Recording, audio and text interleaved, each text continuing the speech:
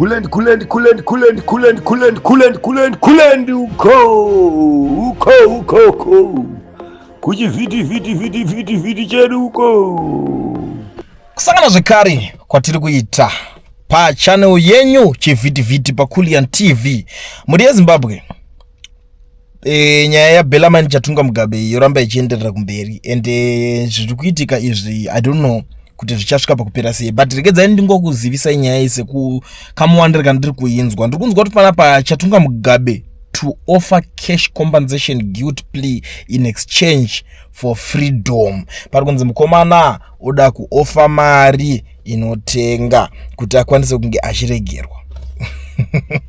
But I always tell you kuti unoona South Africa chiro katuka muchizoenda muchizobamba muchita anything emune muchita komana muchiti kana kuti mune cash munoita sei munoona kuishare na mari yona kuti une mari yakanyatsowanda sei iwoyo kuti iwo unotaura kuti zoni uri kuda kuti itira zvekupenga unoda vanga unoda tonzwisa to kana uchimboti une mari umboti ne mari yakanyatsowanda zvekusvika papi ndo maskill fanenge achingorowa. So nyaya iri panapa pari kunzi Chatunga Mugabe facing attempted murder charges is offering to plead guilty and offer compensation to his injured gardener in exchange for freedom, a top South African news agency News24 reported on Sunday.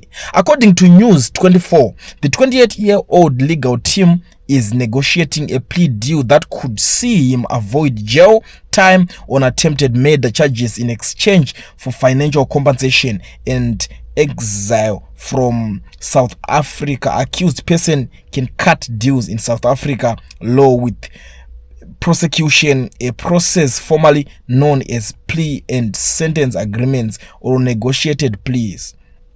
These agreements are regulated by the Criminal Procedure Act 51 of 1977. The agreement is not final until approved by a judge or magistrate who must be satisfied that the agreement is fair and that the accused admits the guilty. Chatunga, son of the late Zimbabwean President Robert Gabriel Mugabe, and his co-accused Tobias Mugabe Matonodze are facing multiple charges including attempted murder, possession of a firearm, and defeating the ends of justice. The case has been postponed to 17 April due to ongoing plea negotiations. Chatunga allegedly shot a 23-year-old employee at Mugabe's Hyde Park home in February, leaving the victim critically injured.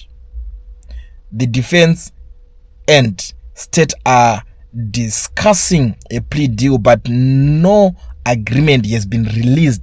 The accused remain in custody, having abandoned their bail application. The pair will appear in court on 17 April. Ndo pachasvika nyaya iyi yamanje.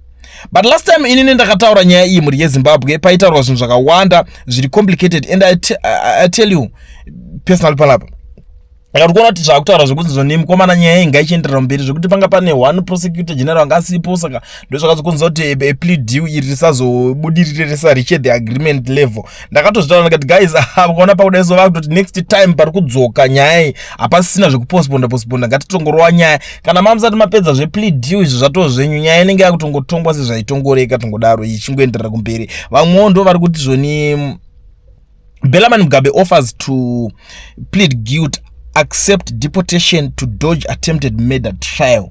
Vamwe vari kubudisa imwe nyaya iripo yari kunzi aiwa mukomana uka nyaya yake yekuda ada kuplead guilty to illegal immigrant charges and accept deportation adidi, but iye ari kuzoti akano accepta iyoyi faster obva adzoserwa kuZimbabwe kwake. DzekuZimbabwe anozonosanganawo nadzo kozi vakomana vanenge vane hombewo dzavo vanenge vachita se vachivhura mukufamba mukurarama imomo mandiri, but iyi yangoita kangondikashikamadza so ndikati mukomana afunga kuvhura hombe. I don't know kuti ichange yakamira sei iyoyi zvayo honestly, because ndikutotaura kuti itori risk. Vakomana vari kutoita zvese awa ona vakutongonzi zvese urati ndakuplead guilty obva wanzi makanonoka kudzoka next time takukwapaidzai.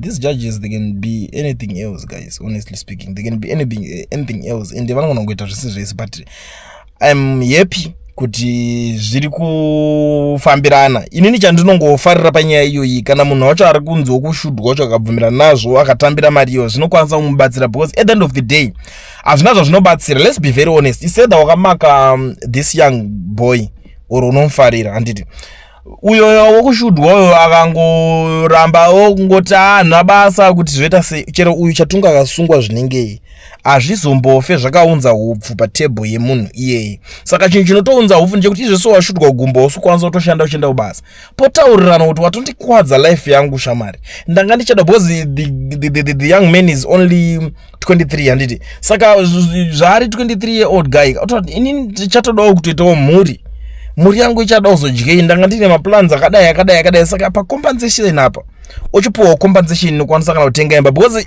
nyaya dzema attempted murder mu South Africa has my jokes. Unoona to face up to life in prison jeje kana 20 something years. Saka kuna chatungo izvinoona kuti mucost of kuti mundu wa 20 something years unodzoka mazinde bvakade na upezi tozobuda imomo wato mzera ramugabe wacho, unoona zvinenge zvakutonetsa futi. Saka zviri pa 2 kutongoti uyu munhu akangobvumo kune mwanakomana uyu wamugabe zvinenge zvareruko, ungakwanisa kuti oyari kuita mari mienzi, mari inotsvagomwe mudharo akakasiyana na mari kungosheya naiyo inenge iripo.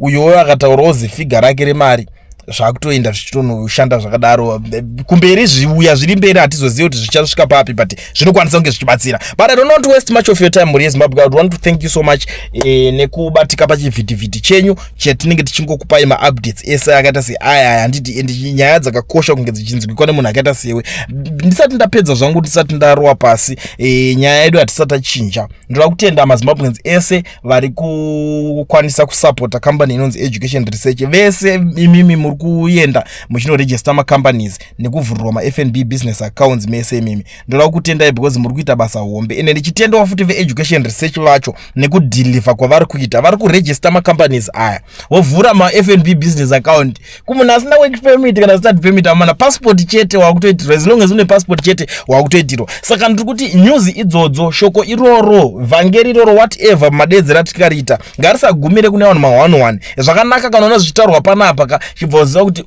hama yako inogona kujamba mudhiri, inogona kuti kana uchida uzoregister chamari unondibata, kana uchida chakati ndinenge ndichizodinga asiyana nazvo zvezvo zvekuti munhu awani ndiye anenge achingokuti zvinhu zvese zvaunongochida kungoita unongotanga unobata umwe munhu wotanga wamubvunza kuti ndozodii. That's nonsense, honestly speaking.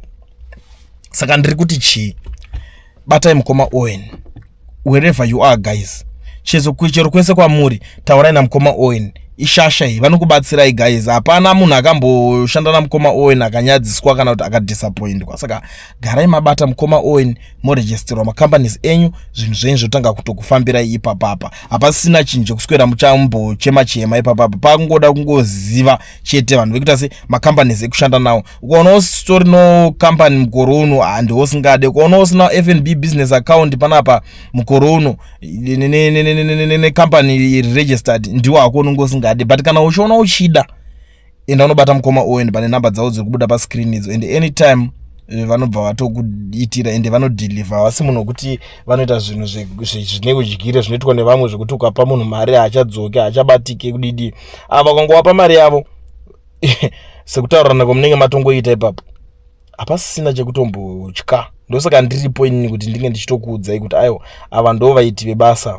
Vamwewo handizoziva, vari kuzviita vasiri vaiti vebasa, it's okay, handizivi. Asi Education Research ndokwanisa hangu kuisa chidhindo changu chekuliend kuti aiwa registerwai macompany muvhurirwa maFNB business account nekuti vari reliable and affordable ipapapa. Ende vanokuitira kuti kwauri ikoko ivo vari kwavari haunide kutravela uchinotsvaga kuti murizori kopi maoffices what.